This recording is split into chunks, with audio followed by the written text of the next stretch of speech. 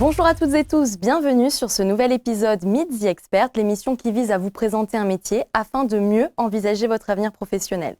Aujourd'hui, j'ai le plaisir d'être avec Anne-Estelle Mifsud, consultante RSE, soit responsabilité sociétale des entreprises chez Mazars. Bonjour Anne-Estelle. Bonjour Léa, merci beaucoup de m'accueillir ici. Merci à toi d'être avec nous aujourd'hui pour nous parler des nouveaux enjeux RSE. Mais avant d'entrer dans le vif du sujet, est-ce que tu pourrais revenir avec nous plus en détail sur ton parcours universitaire, puisque c'est le moment justement où tu as découvert cette notion relativement récente? Oui, bien sûr. Moi, j'ai découvert la notion de la RSE, donc responsabilité sociétale des entreprises, en L3. Donc, j'étais en L3 à la Sorbonne à Paris en licence de sciences politiques. Et en fait, j'ai eu un cours de communication politique où le prof, justement, a abordé cette notion-là pour vraiment regarder comment la RSE pouvait impacter tout ce qui était politique publique, que ce soit au niveau du département ou au niveau des différents territoires. Et en fait, ça a été comme une évidence. Je me suis vraiment dit, tiens, cette notion-là, elle me parle, elle est très intéressante. Et c'est vraiment à partir de ça que j'ai construit le reste de mon parcours universitaire, c'est-à-dire que j'ai orienté mon choix de master. Donc, je suis partie à Sciences Po Bordeaux, qui est un master spécialisé en communication autour du développement durable. Et ensuite, j'ai continué ça par un master spécialisé en énergie justement verte et énergie renouvelable. Donc, vraiment, on est resté un peu sur ce même choix d'études-là. Et j'ai complété cette formation par différents stages, donc toujours en entreprise, au sein de direction RSE. En fait, j'avais vraiment très envie de voir comment cette notion qui semble parfois très peu concrète, très peu tangible, s'implémente au niveau des entreprises et quel type d'action on peut mettre derrière. Et à ce moment-là, ça t'a conforté justement dans ce choix, j'imagine? Oui, c'était vraiment très intéressant. Moi, j'ai eu la chance de pouvoir travailler dans différentes directions avec différents projets, que ça soit à la fois impliquer tous les collaborateurs autour de la RSE, parce qu'il y a également ces enjeux-là d'implication des employés directement dans les entreprises. Et également, j'ai été chargée de projet RSE. Et donc là, c'est plutôt de la mobilisation des parties prenantes externes pour savoir en fait quel est l'impact réel de l'entreprise sur son environnement, sur ses collaborateurs, sur toutes les associations, les parties prenantes externes. Voilà. Et à l'issue de tes études, tu n'as pas tout de suite intégré le monde du travail, puisque tu as pris une année de césure partagée entre l'Égypte et l'Asie. Et c'est qu'une fois rentré à Paris, un an plus tard, que tu as entamé ton processus de recrutement chez Mazars. Alors d'abord, pourquoi, qu'est-ce qui t'a conduit finalement à intégrer cette entreprise-là et pas une autre? Et comment se sont passés tes débuts? Tout à fait. Effectivement, moi, comme je l'ai dit, j'ai fait que des formations en entreprise, donc vraiment au sein de direction RSE. Et j'avais envie de diversifier mon expérience. Et donc, en fait, la vie en cabinet, comme chez Mazars, ça me paraissait être clé dans ce parcours-là parce que ça offre à la fois une diversité de missions, que ce soit en matière justement des missions d'audit, des missions de conseil et surtout une diversité de clients. Donc, en fait, ça m'a permis de travailler à la fois avec des entreprises dans le monde de l'industrie, des entreprises dans le monde automobile, des entreprises du secteur de la banque, de l'assurance. Donc, vraiment beaucoup de secteurs très variés. Ça fait partie de l'enjeu numéro 1 de pourquoi j'ai rejoint Mazars. Et également une dimension très internationale. On travaille avec des clients français, mais qui ont des filiales partout dans le monde. Donc, ça permet à la fois de voyager et en fait de parler d'autres langues. Ça, pour moi, c'était très important. Donc, voilà pourquoi Mazars. Et ensuite, en termes d'intégration, justement, au sein de ce cabinet, en fait, ça fonctionne vraiment par promo. C'est-à-dire qu'on rentre en septembre comme si c'était une rentrée scolaire avec tous les personnes qui rentrent également chez Mazars au grade de junior 1, c'est comme ça qu'on appelle les nouveaux entrants. Et on a une semaine de formation tous ensemble pour vraiment découvrir l'entreprise, découvrir la culture Mazars et savoir également quels sont les attendus de notre part à l'entreprise. Ensuite, on complète cette formation-là par en fait une formation qui va être plus technique sur qu'est-ce qu'on attend de nous. Donc, ça peut être par exemple une formation Excel, une formation PowerPoint, une formation sur les différents outils qu'on va être amené à utiliser au quotidien pour en fait que notre intégration dans l'entreprise se passe au mieux. Et enfin, pour pas vous lâcher en fait comme ça non, pas sur du un tout. poste sans formation préalable. Non, le but c'est vraiment qu'on arrive et que ça soit comme une pré-rentrée en fait. On nous prépare vraiment à notre intégration. Et comme moi j'intégrais une équipe, donc vraiment l'équipe RSE, le service RSE de Mazars, on complète cette formation-là par une semaine de formation spécifique sur les enjeux RSE. Donc là, ça va être à la fois sur comment se déroule une mission au sein du service, quels vont être les attendus, qu'est-ce qu'on attend de nous en tant que junior 1, quels vont être nos différents livrables, pour vraiment en fait que lorsqu'on arrive réellement dans le service et qu'on va commencer à travailler sur nos missions, on puisse savoir à peu près comment on se situe et qu'est-ce qu'on attend de nous. C'est quand même très agréable en fait d'arriver en étant à peu près préparé sur un poste et puis on rencontre les autres personnes de notre équipe. Donc ça forme tout de suite un esprit de promo qui est quand même super sympa. Et ça permet de commencer déjà à adhérer à une culture d'entreprise bien spécifique. Tout à fait. On pourra y revenir si tu veux sur le management justement bienveillant, etc. Mais au départ, donc après tu as occupé donc ce premier poste, puisque tu as évolué depuis, on en reparlera aussi. Quelles ont été tes premières missions de manière très concrète?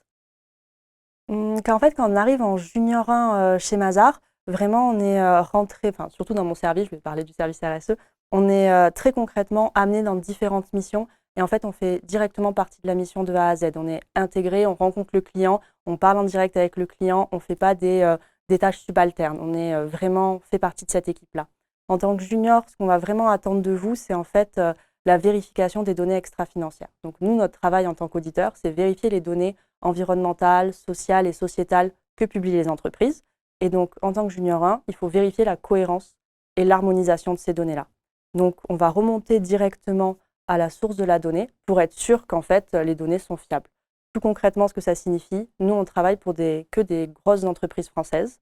Et donc, ces entreprises, elles ont des filiales partout dans le monde. Et pour pouvoir consolider leurs données au niveau groupe, elles attendent que les sites et les usines présents partout remontent la donnée. Et donc, le principe, c'est nous, on va sur site, que ça soit en France ou ailleurs. On rencontre les contributeurs qui sont en charge de cette donnée-là. Donc, je parlais par exemple des données environnementales, ça va être les données de consommation d'électricité, des données de consommation de gaz. Et on leur demande comment vous faites pour obtenir cette donnée. Et on vérifie que la donnée est correcte. Ça, c'est vraiment une des missions phares en tant que junior 1. Et on est responsable de notre audit. On est responsable de la manière dont on communique avec les interlocuteurs. Donc, en fait, très vite, on est indépendant et autonome dans notre poste. Et c'est quand même très exigeant, mais à la fois challengeant. Et dans quelle mesure, justement, les informations là, que vous vérifiez, qui sont rendues publiques et souvent à destination d'investisseurs, dans quelle mesure, à ton échelle, en fait, ça te permet d'agir concrètement sur justement les problématiques environnementales, sociales et sociétales? C'est-à-dire qu'une fois que tu as vérifié, donc confirmé ou infirmé la véracité d'une information, quel impact sur ton environnement? Alors nous, en fait, en tant qu'auditeur, on a vraiment un impact de vérifier cette donnée si elle est fiable, cohérente. On n'évalue pas l'atteinte d'objectifs ou l'évaluation de cet objectif-là en restant finalement assez neutre.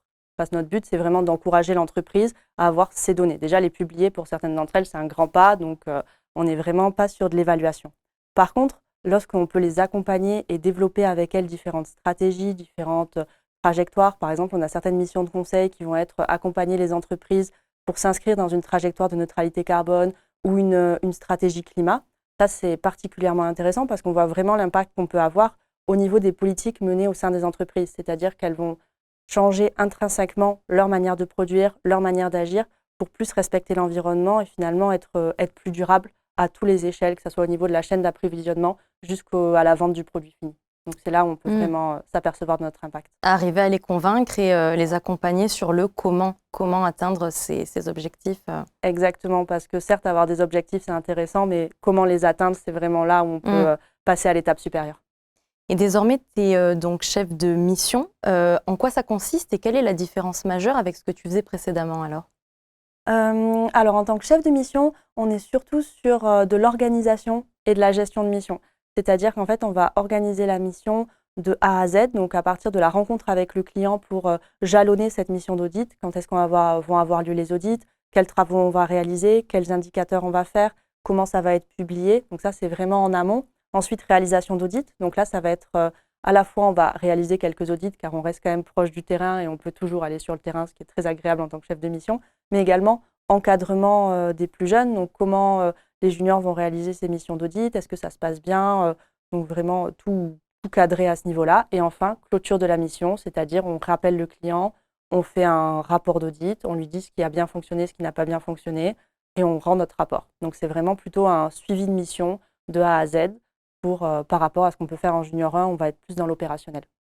Et là, ça va faire 3 ans que tu es chez Mazars, donc on peut parler d'une évolution rapide. Est-ce que tu as un exemple à part entière ou est-ce que c'est monnaie courante chez Mazars d'évoluer rapidement, de donner sa chance aux jeunes de ne pas rencontrer assez vite un plafond de verre finalement? Alors nous, effectivement, chez Mazars, il y a beaucoup d'évolutions parce que chaque année, on change de grade. Donc chaque année, on fait partie d'une évolution et on augmente de grade. Donc on va faire junior 1, junior 2, peut-être junior 3, senior 1, senior 2. Ensuite, nous, en RSE, on est quand même encore une assez petite équipe. On va être une vingtaine de personnes. Et donc, le but, c'est qu'on grandisse assez rapidement, qu'on devienne très autonome sur nos missions pour qu'on puisse rapidement devenir chef de mission et encadrer en fait d'autres personnes pour faire grossir de plus en plus l'équipe. Donc, il y a vraiment cette notion de responsabilisation et d'autonomie qui est très présente dans notre équipe. Donc, c'est à la fois très exigeant parce qu'on est, on est vite rendu responsable de nos rendus et des rapports que l'on peut produire, mais c'est également challengeant et très motivant. Moi, ça fait partie des choses que je préfère finalement chez Mazars, le fait d'être autonome sur mon poste et de pouvoir vraiment gérer en direct mes clients, mes contributeurs. C'est très agréable. Et là, tu pourrais avoir de nouvelles perspectives sur du court moyen terme, en termes de nouveau d'évolution? Tout à fait. Mais en fait, nous, on est vraiment dans l'implémentation des missions qui nous intéressent. C'est-à-dire que s'il y a un secteur qui nous plaît et qu'on aimerait développer, on peut prendre du temps pour dire, bon, ben, en fait, ça, j'aimerais vraiment plus l'implémenter. Là, par exemple, j'ai un exemple. Moi, je suis très intéressée par tout ce qui est biodiversité et j'aimerais potentiellement développer ça chez Mazars. C'est un secteur qui n'est pas encore très connu. Je pourrais avoir du temps pour faire ça et développer cette offre-là. Donc, en fait, à partir du moment où on a des projets, on peut les développer et faire grandir encore plus l'équipe. Créer finalement son poste, faire preuve de créativité et être force de proposition. Tout à fait.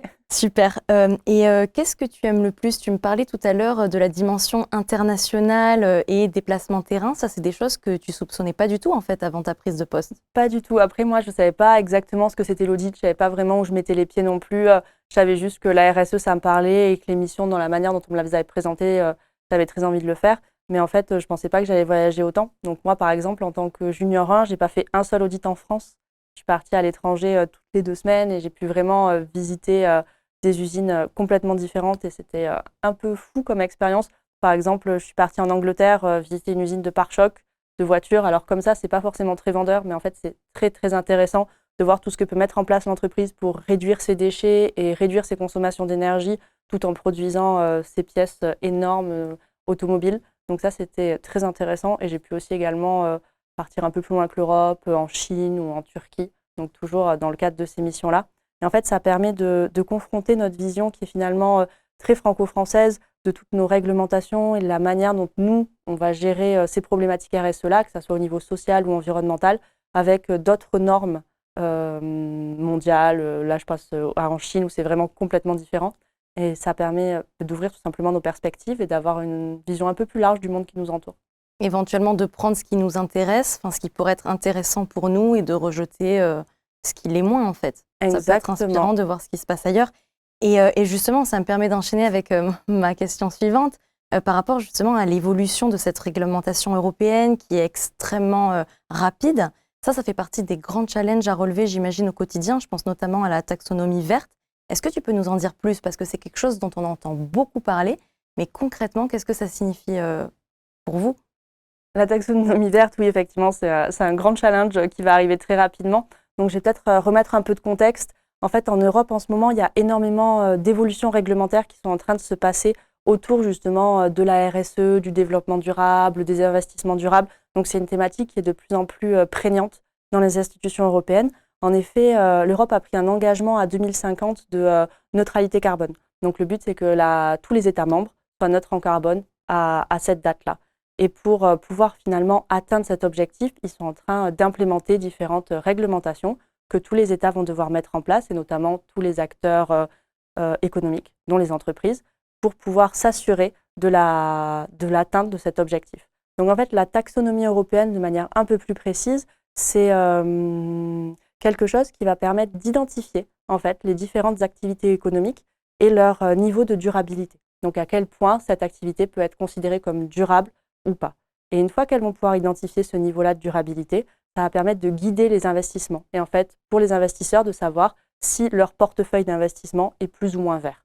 Donc en fait, le but, forcément, c'est un but économique et d'influencer là où va se diriger l'argent pour pouvoir finalement financer des activités de plus en plus durables. Donc la question de la RSE va être au cœur des prises de décision des dirigeants dans les années à venir, si ce n'est pas déjà le cas. Donc est-ce qu'on peut parler d'un modèle économique de demain et en quoi ça va impacter les salariés justement au sein des entreprises? Est-ce que tous les métiers dans l'entreprise vont être impactés en fait? Ça va vraiment devenir quelque chose de, comme je le disais, de prégnant et de primordial en fait au sein de toutes les entreprises. D'abord au sein même des stratégies développées par ces acteurs économiques. Une entreprise aujourd'hui qui ne veut pas faire de RSE, c'est une entreprise qui ne sera pas considérée comme pérenne ou comme durable, puisque comme on vient de le voir, tous les investissements vont devoir s'échelonner autour de cette notion de durabilité. Donc il va vraiment falloir implémenter de plus en plus des stratégies de neutralité carbone et des stratégies RSE solides. Donc là, déjà, à partir de ce moment-là, la RSE est au cœur de la stratégie de l'entreprise. Et ensuite, en termes de développement pour tous les métiers, ça a forcément influencé la manière dont chaque personne va effectuer son travail et va finalement dynamiser son propre travail, justement. Parce que lorsqu'une stratégie de l'entreprise à l'externe, ça influence forcément sur la manière dont les salariés vont travailler en interne. Donc, c'est quelque chose qui va se diffuser en à tous ces cascade, niveaux-là. ouais. Exactement. Tôt ou tard, en fait. Il y a peut-être certains métiers qui seront impactés en premier, d'autres plus tard, mais inévitablement, ils le seront. Oui, tout à Ouais. fait. Là, j'avais parlé de ce que je connais. Nous, justement, on a un cabinet d'audit financier à la base. Donc, en fait, il y a énormément d'auditeurs qui vont plutôt auditer les comptes des entreprises. Donc, ça, c'est plutôt la partie audit qu'on a l'habitude de connaître. Et en fait, ces auditeurs-là vont être obligés maintenant d'auditer ce qu'on appelle des parts de chiffre d'affaires durables. Donc, RSE et audit financier vont de plus en plus se croiser. Donc, même au sein de Mazars, on avait l'habitude d'avoir finalement deux métiers qui sont très séparés. On retombe sur quelque chose où on va devoir s'accorder et travailler ensemble pour pouvoir valider ces différents chiffres au niveau des entreprises. J'imagine que ça va nécessiter que les salariés soient formés régulièrement et il va falloir rester en veille permanente, en fait. Oui, tout à fait. En fait, au niveau de nos métiers, il y a vraiment différents stades de formation. Il y a un stade de formation qui va être au niveau de la veille réglementaire. Donc ça, c'est vraiment qu'est-ce qui est en train de se passer au niveau réglementaire, que ce soit au niveau français ou au niveau européen. Comment on va implémenter ça dans nos missions et en fait, comment ça va impacter nos travaux. Est-ce que vraiment, il va y avoir une répercussion? Et enfin, comment on peut accompagner nos clients dans ces phases de transformation. Par exemple, la taxonomie, ça a vraiment chamboulé finalement la manière dont on va faire de la RSE. Et là, on est en phase d'accompagnement et de conseil pour nos clients pour qu'ils puissent s'adapter au mieux à cette nouvelle réglementation. Ça fait partie des premières formations qu'on essaye de faire de manière régulière. Ensuite, il y a des formations autour en fait très techniques des enjeux de la RSE. Je parlais de la biodiversité, c'est quelque chose en fait d'assez nouveau et qui est très technique et peut pas forcément abordé de cet angle-là par les entreprises. Et nous, on a besoin d'avoir des formations pour pouvoir conseiller également nos clients. Sinon, on ne peut pas être considéré comme des experts à ce niveau-là. Et enfin, il y a des formations sur tout simplement les outils qu'on utilise pour réaliser nos missions. Donc nous, on est très souvent sur Excel, mais est-ce qu'il y a des vérifications qui ne pourraient pas se faire de manière plus facile, par exemple en utilisant des outils BI ou des outils de transformation de données, d'utilisation de données qui seraient un peu plus efficaces que Excel parfois. Donc c'est sur 3 volets-là qu'on attend des formations. Et là, tu me parles de beaucoup d'outils. Justement, est-ce que les jeunes qui nous écoutent aujourd'hui, pour anticiper un petit peu, par exemple, une potentielle prise de poste pour qu'elle soit la plus fluide possible chez Mazars, peuvent en fait voilà, justement se former à certains outils, s'informer voilà, sur telle ou telle information. Quels conseils tu pourrais leur donner finalement?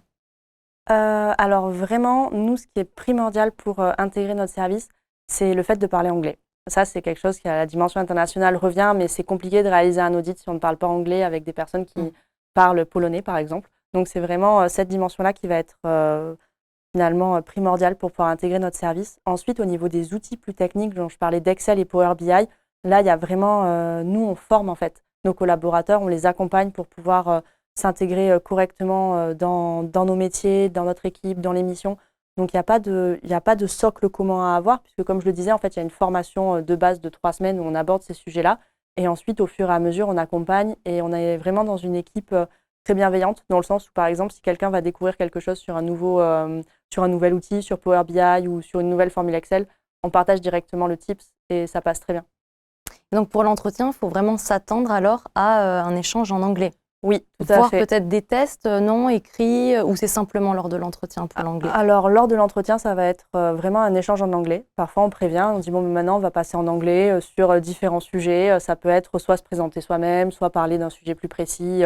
On ne va pas demander des termes techniques parce qu'en fait, ce n'est pas forcément ça qu'on attend, mais c'est vraiment de pouvoir échanger de manière fluide en anglais avec un interlocuteur. Donc Oui. ça, c'est vraiment important. Et sinon, en termes de tests, il n'y aura pas de test d'anglais. Nous, on fait surtout une étude de cas. Voilà, pour pouvoir savoir comment le candidat va réagir sur voilà, comment formaliser les choses, comment s'exprimer en termes de soft skills. Ça sera pas forcément, on va pas lui demander de faire une étude de cas sur Excel, par exemple. Ouais. Et donc Mazars peut être du coup pour eux une réponse à cette envie d'engagement, hein, puisqu'on le disait, ils ont besoin de plus en plus de trouver du sens à leur profession. Je pense que la crise sanitaire est venue renforcer ça, hein, puisqu'on se rend bien compte qu'il faut préserver la biodiversité pour contenir de futures potentielles épidémies et catastrophes climatiques à répétition. Du coup, est-ce que vous êtes, vous, en mesure aujourd'hui de les recruter, ces jeunes? Oui, effectivement. Nous, on offre plusieurs possibilités de carrière à ces jeunes-là. Donc, il y a vraiment aux jeunes diplômés ou aux stagiaires d'aujourd'hui, on peut leur proposer différents types de postes. Tout d'abord, il y a au sein du service RSE, donc autant en mission de conseil et audit RSE, où là, les recrutements sont ouverts pour septembre prochain pour les jeunes diplômés. Donc là, on recherche surtout des juniors 1. Ensuite, il y a également un nouveau parcours qui a ouvert au sein de Mazars, qui est un parcours symbiose, qui est en fait un parcours hybride entre audit financier et audit extra-financier. Donc là, c'est vraiment les candidats pourront à la fois pratiquer de l'audit en RSE et de l'audit comptable. Donc ça, c'est vraiment, ça permet de croiser les compétences. C'est un parcours qui est très exigeant, très challengeant, mais qui en fait ouvre beaucoup de portes et permet d'avoir cette double casquette auditeur financier, auditeur extra-financier. Et enfin, il y a également tout un parcours autour de la finance durable, où là, on va chercher des personnes plutôt de type intéressées par la banque pour vraiment savoir tracer les investissements durables et tout ce qui peut tourner autour de cette thématique de finance durable. Oui, parce que tout à l'heure, tu me disais que vous étiez une vingtaine de personnes actuellement au sein du service RSE. C'est quoi l'objectif moyen-long terme? Oh, ça, je ne peux pas le dire, mais l'objectif, c'est quand même de grandir de plus en plus pour pouvoir répondre de plus en plus à nos clients et les accompagner au mieux dans cette grande phase de transformation que sont les années 2020. Ouais, en tout cas, il y a des perspectives, ça c'est sûr. En tout cas, merci infiniment Anne-Estelle donc, pour ce moment inspirant qui nous en a appris beaucoup plus sur les enjeux RSE et qui nous permet aussi de mieux comprendre comment tout en travaillant finalement, on peut avoir un impact réel et concret, aussi infime soit-il, sur notre environnement extérieur. Et je pense que ça tient beaucoup à cœur aux jeunes d'aujourd'hui qui sont en recherche d'emploi en fait. Donc merci pour tout. Merci beaucoup Léa.